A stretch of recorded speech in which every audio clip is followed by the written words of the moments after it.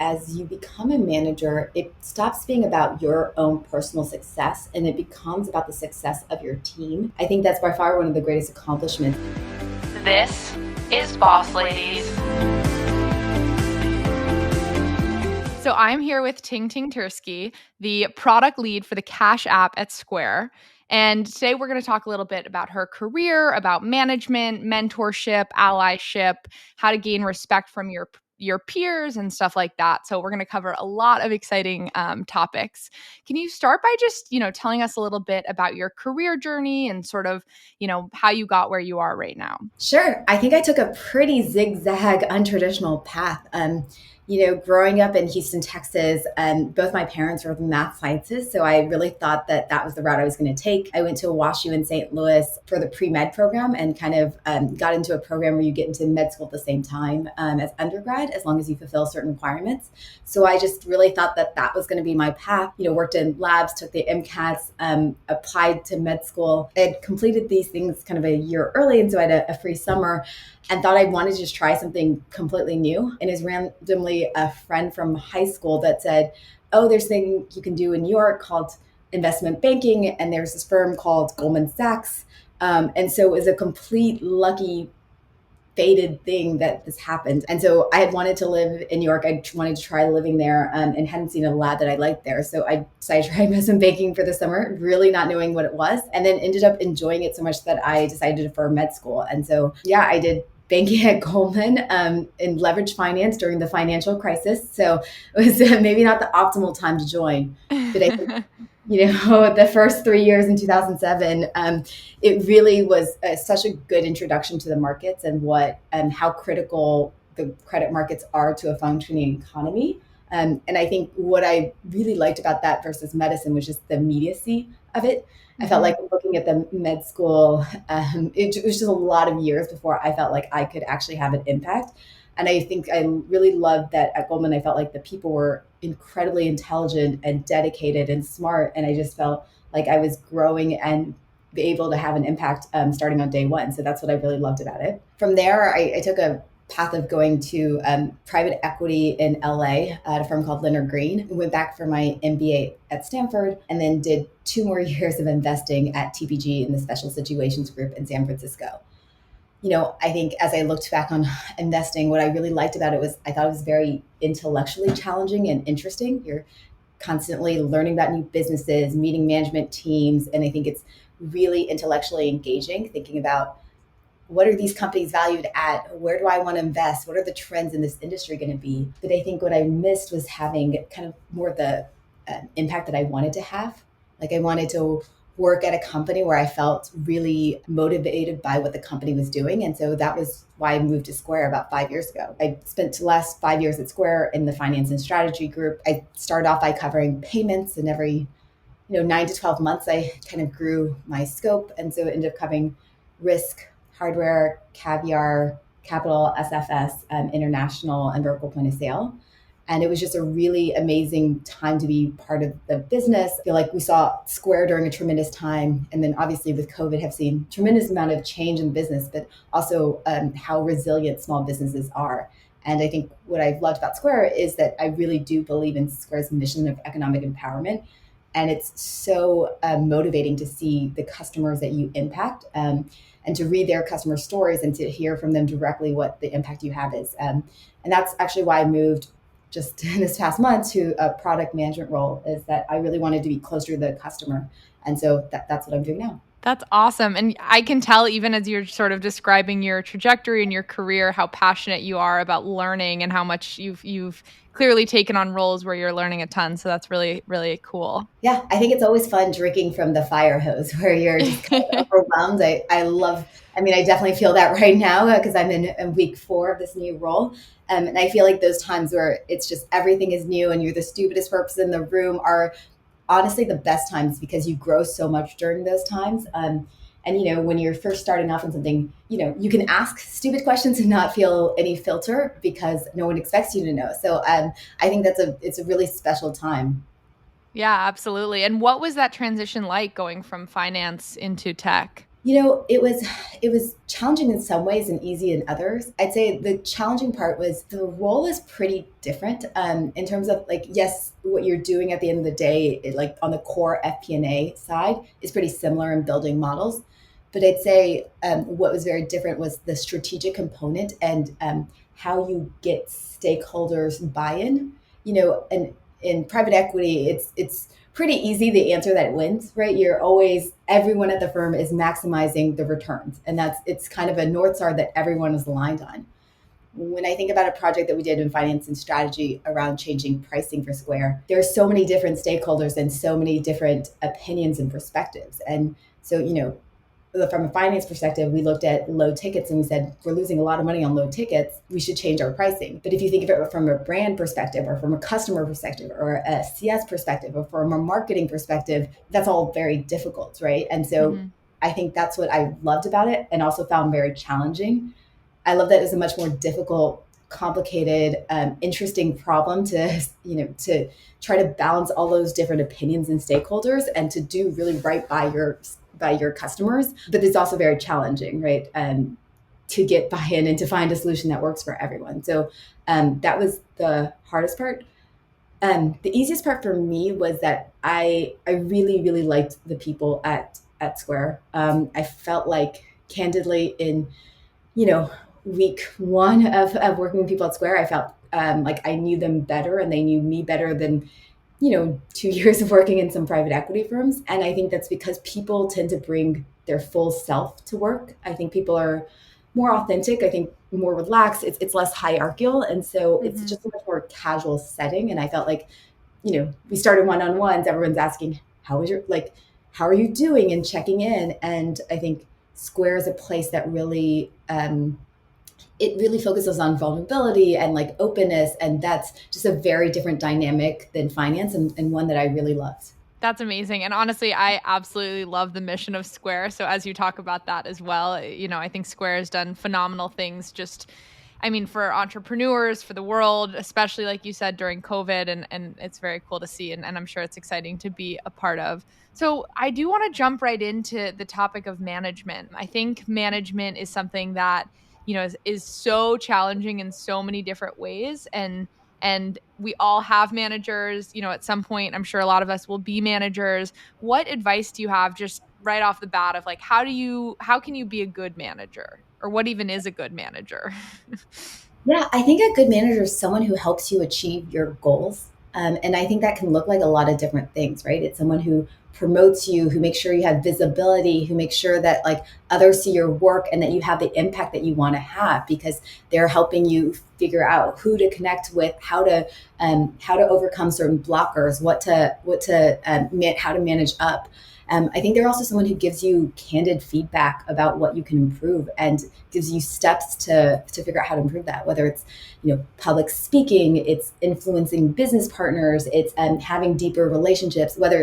It's you becoming a manager yourself. I think they are a sounding board. I think they're a coach, and so I think they're a cheerleader in your corner. I think to your point, we've all had managers of different types, and really reflecting on like what are the management styles that you really appreciated? I think the other thing I've had to learn as a manager is how to flex my management style based on the person that I'm managing. And it also depends on where they are in their career, whether they've taken a job transition, what kind of style they like. I think some people prefer very direct feedback, and some people prefer for a lot more context around things. Some people prefer like very detailed like instructions versus some people prefer like high level and then they come up with the ways that they want to do it. So I think it's also adapting your management style to your directs and to make sure that they're successful and to meet their needs.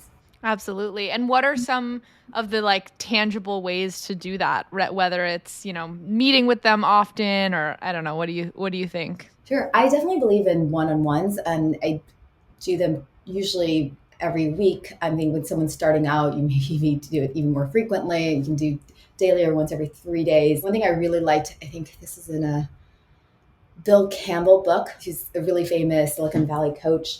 One thing I really liked is that he said always start the one-on-ones with a personal check-in because what's going on in people's personal lives really impacts their work, and they bring a lot of that to work. So if you don't know that someone is dealing with a sick relative, especially during COVID times, the stress and the strain of it, it's, that context is super helpful for you to know what that person needs. I've seen my directs struggle with this. I think work-life balance during COVID really took a nosedive. There's a lot of challenges in the business, a lot of things to react to, but then also when you're at home, right, it's very hard to just stop working. And so I think definitely encouraging those folks around that, like encouraging to take vacation, encouraging time off, including like how, like these management skills of how do you, is it turning off Slack notifications? Is it setting out like do not schedule blocks to work? And I think that has been a big part of it, is navigating the work from home situation so that folks don't burn out. I love everything you said. And especially, I mean, thinking about, getting to know what's going on in their personal lives. I mean, that's something that I've seen personally. I feel like a lot less of in the COVID times. Like, I feel like in person, you have a lot more happy hours and you actually talk about the stuff you're going through in your lives. And right now, it feels like you join a meeting and then you leave the meeting and that's all you talk about. So, do you have any tips for, opening that door, especially in this virtual world? I definitely think it's harder. I definitely think that, this happy hours, we're starting to have a few, small group things, and like Hmm. just how different those are.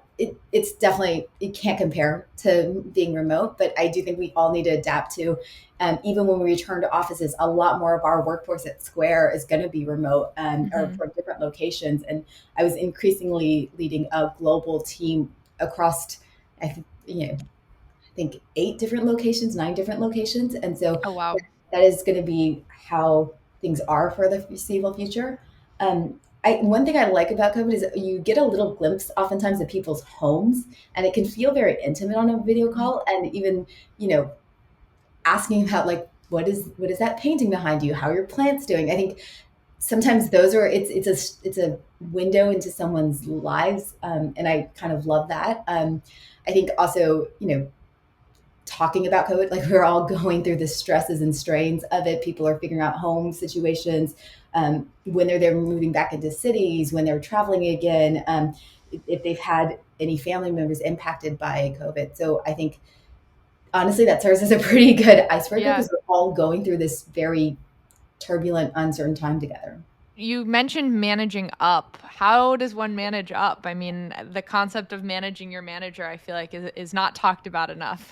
I think it really comes down to building trust, right? When I've had managers that you have that trusting relationship with, it's really about like they'll give you the benefit of doubt. One thing I've found really useful in managing my manager is communication as much as possible. I think the manager will tell you if this is there, you're over communicating, but I think being very proactive. Oftentimes I think that sometimes people may not want to post their manager until something is done, but that can go a couple of weeks. You may be waiting to hear back on things, and so I definitely found that like, hey, things are in progress. This is what I'm waiting on. This is, and being candid, like this is taking longer than I expected because this person on the other team is out of town, or this analysis is a lot trickier and more difficult, or there's gaps in the data and trying to analyze this. I would just also be very candid about what the issues are, rather than trying to present a this is fully finished and perfect. I think it's being very honest with, okay, we did the analysis with the best available data. Here are the gaps that this analysis doesn't tell us, or where this could be wrong, and this is where we had to make, assumptions. Definitely. So it sounds like being very sort of like direct, open, and including them early on in some of your processes.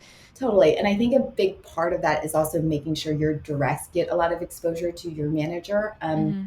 And because I think it helps them see, I mean, your directs are often the people who have the greatest expertise in that area. It gives them an opportunity to shine, and it gives your manager a better sense for your team, the folks on it, the challenges that they're facing.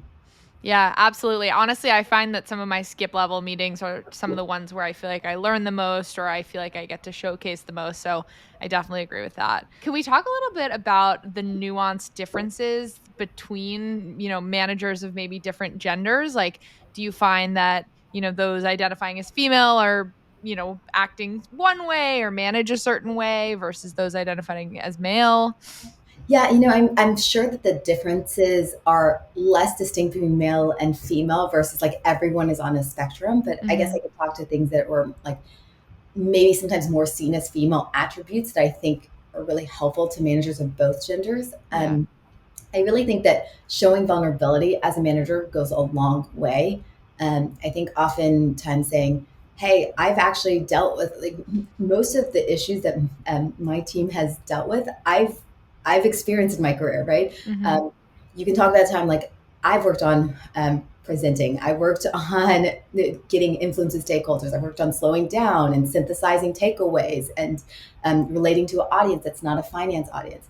And so being candid with this is something I struggled with. I don't have a perfect answer, but these are some things I did, or these are people I've seen do this well. Hmm. I think being vulnerable and showing like that, relating to them any way you can. I think another thing that can be helpful as a female is getting to know people's personal side, expressing an interest in someone in how someone is doing emotionally, what things are going on in their personal life. Like I don't know if that's a female characteristic. I've seen a lot of females do it, and I think it can make people feel more connected. Yeah, no, I definitely agree with all of that. So I'm going to jump topics a little bit. I want to talk to you about mentorship and allyship because I think, especially with mentors, oftentimes like a manager could be a mentor. Sometimes your skip level manager could be your mentor. Sometimes you get mentors, in other areas of the company.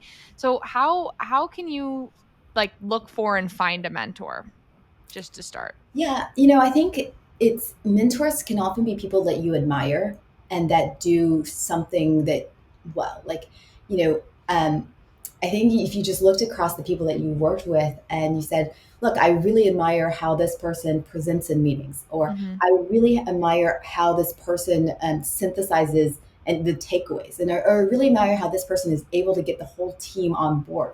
And then reaching out to that person and like, I think especially at Square, I find that people have a very inviting, non-hierarchical like attitude, and so I think Hmm. people are more than willing like schedule a one-on-one. Sure, people may be busy, and you can kind of gauge based off of their availability and their openness to being a mentor. But I feel like on the whole, like people love to help. People like love to be flattered a little bit that that's something that you admire in them and want to learn better. And think it's also reflecting on okay, these are things I'm working on. Who does that really well? Like, what do they do differently than I do? Or even these are people who, having the self awareness to like, this is what I struggle with. These are people who may not do that very well. And so, like, I think getting your own sense of like, this is a style that would work for me. And this is Hmm. something not to like emulate fully, right? Because you're going to be your own person and you're going to have your own take to it. But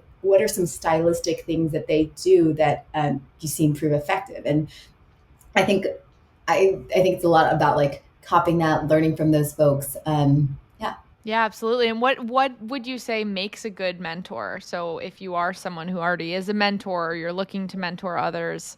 yeah. I think the mentors I've really appreciated. I have a lot of. I've been very lucky to have a lot of mentors from a lot of people I've worked with. Mhm. Previous business partners, old bosses, and what I find I really like is when they challenge me. So I really think that the best mentors are the ones who give you very candid feedback.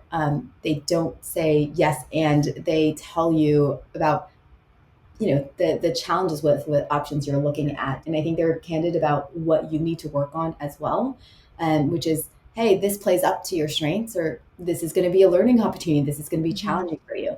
And I think the best mentors are just very honest with you, and that's what's nice about them is like rather than going to your current manager or someone else in the org that you work with, they should be more detached and independent, right? So they're not trying to push you down a path that is optimal for them. They should be an independent source of judgment. And oftentimes, I think they've seen similar situations, or you asking them about like what are like similar pitfalls of people Mhm. who've done this.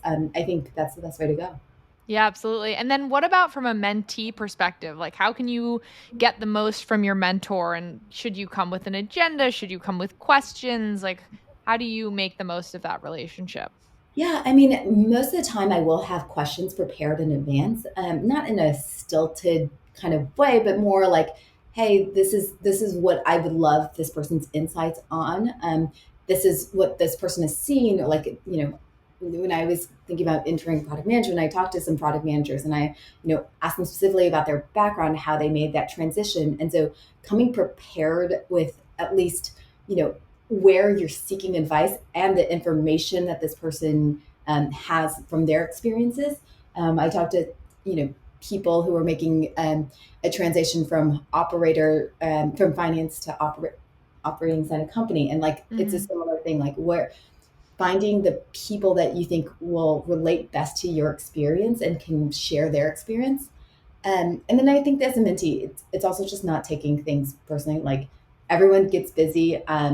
I know a lot of people, and I feel bad, have reached out to me, and at certain times you just get very, very busy, and you don't necessarily have the time to respond. Mhm. And I just wouldn't take that personally as a mentee, because yeah, there's a lot of things that people are juggling. Yeah, absolutely. And my goal for this podcast, and hopefully some of those mentees who have reached out to you can learn from this episode, is to give people a space to get mentorship and advice where it's, unlimited. Totally, totally. Yeah. What about allyship? So switching gears from mentorships and looking really for, peers who will support you and can be your allies, whether it's in meetings, whether you're maybe the only woman in the room, or whether, you're new in the job and you need people there to support you as you start to share your ideas. Like, how can you be a good ally and how can you find allies? So, like, what I always encourage people to do is to have one-on-ones with all their business partners, all stakeholders, and often find like previewing ideas in a more casual format, like ahead of the meeting, goes a long way in building Mhm. support for something because you can pressure test your ideas and talk through them before you've formalized it, and you can also through that process like figure out who do I really connect with? Like who are do we think in a similar way? Who do we vibe on similar ideas? Or perhaps who thinks in a totally different way, but I really like how they challenge me and they bring really good counterparts. So I think you'll naturally find people that you gravitate towards and find, that you work well towards. And I think that's how you find allies and that's how you be a good ally. There's always going to be differences of opinion, right? Mhm.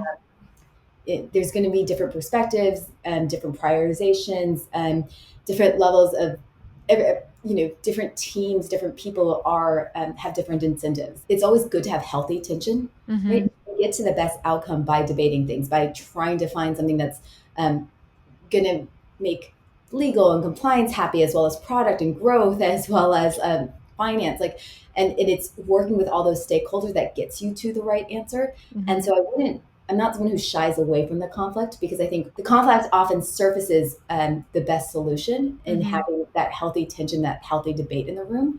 But I think it's always has to be in a very respectful way, which is I understand understanding where someone is coming from, understanding why they're saying something. I think taking someone else's perspective can be super helpful because it's not that this team doesn't want to do it and is dragging their feet on it. It's Mhm. likely that that team has other priorities and they're feeling pressure from these other timelines, right? And so oftentimes I think it's just being very understanding and trying to take someone else's perspective. And I think one-on-ones are a really great way to do that because you hear a little bit more, you just better understand where someone's coming from, what they have going on, and what their underlying worries or fears are. Yeah, and I mean, allyship is definitely, or being an ally and having allies is definitely a great way to, sort of gain respect for your from your peers and like talking in those one-on-ones, like you said. What are some other ways to, gain respect from your peers, especially if you are, sharing ideas, maybe in a room with people who are more senior to you, or, in a product management role, right? Where you're working with engineers and designers, like how can you, get your peers and those that you're working closely with to really, respect you? I mean, honestly, I think you have to do the work. Like, if you come to the meeting prepared, if you have good ideas, if you've done the analysis, you've done your homework, I think that is what earns you a ticket to have a voice and an opinion in the room. Like in an engineering meeting, I'm not going to have the engineering perspective, but I can bring a different perspective, and I can have a thought out and say, like, look, I looked at these other product designs or these other competitors, and like these are some ideas about like how things that we've explored. And so I think you can always find a way to add value and be the expert in the area that you're covering, or in a different area, or bring analysis that comes and looks at things from a different perspective. But I think that's what earns you credibility, right? Is that if you bring analysis to a room, you're presenting to a bunch of more senior folks. When they ask questions, yes, I've looked at that. I thought about that as well, or they notice something in numbers. Like, I think just being on top of your game and doing the work lends you a lot of credibility, because I think the next time you come and you present on anything, people will give you that, I know that this person has been really thorough. I know that I can trust this analysis. And I think that earns you, I say, like, based on this analysis, I've studied this at more depth, and this is my recommendation, or this is what my takeaway is. I think that's the other thing, is that oftentimes people can just focus on doing the analysis, especially when you're more junior, but then it's the taking a step back and spend as long, analyzing the analysis, like, Yeah. what are the takeaways? What would you do differently? How do we take action based on it? And I think that's where I'd spend a lot of time. So my last question for you, I always love to end on a positive note, is just, can you tell me a little bit about sort of what you feel is one of your greatest accomplishments? Yeah, I mean, I think what I think is most rewarding is, as you become a manager, it stops being about your own personal success and it becomes about the success of your team. I think that's just the most rewarding thing, is seeing people that you've managed and mentored for a while really you overcome hurdles or achieve their goals. I think that's by far one of the greatest accomplishments, because at a certain point, your own personal achievements, it rings a little more hollow than being able to help someone else. And I think you're able to do that at greater scale. And so I think there's definitely moments I remember where someone on my team like got recognition for something, or accomplished a huge strategic initiative that like really impacted the direction that Square was going, or like I was just blown away with how they presented in the meeting, and they presented to our executive team, and really got them to change the direction of things. And I remember those times are the times that I felt most proud and most rewarded, because it's yeah, it at the end of the day, it's all about people. And I think that's just super important for seeing like the impact that you have, because your own individual impact is only amplified as you have a team. And so that it's super important to like your success of your team ends up being more important to how you're judged and evaluated, and the impact that you can have, than your own individual success. That's such a great answer, especially given, the theme of our episode on management. So thank you so much. This was so amazing. And I really appreciate you taking the time to be on Boss Ladies. Yeah, this is so fun. Thank you so much for inviting me. Thanks for tuning into this week's episode of Boss Ladies. Check back next week for a new episode. Visit us at www.bossladiespodcast.com for more information about the show, or follow us at Boss Ladies Podcast on Instagram. Rate, like, and follow the show on all of your favorite podcast platforms.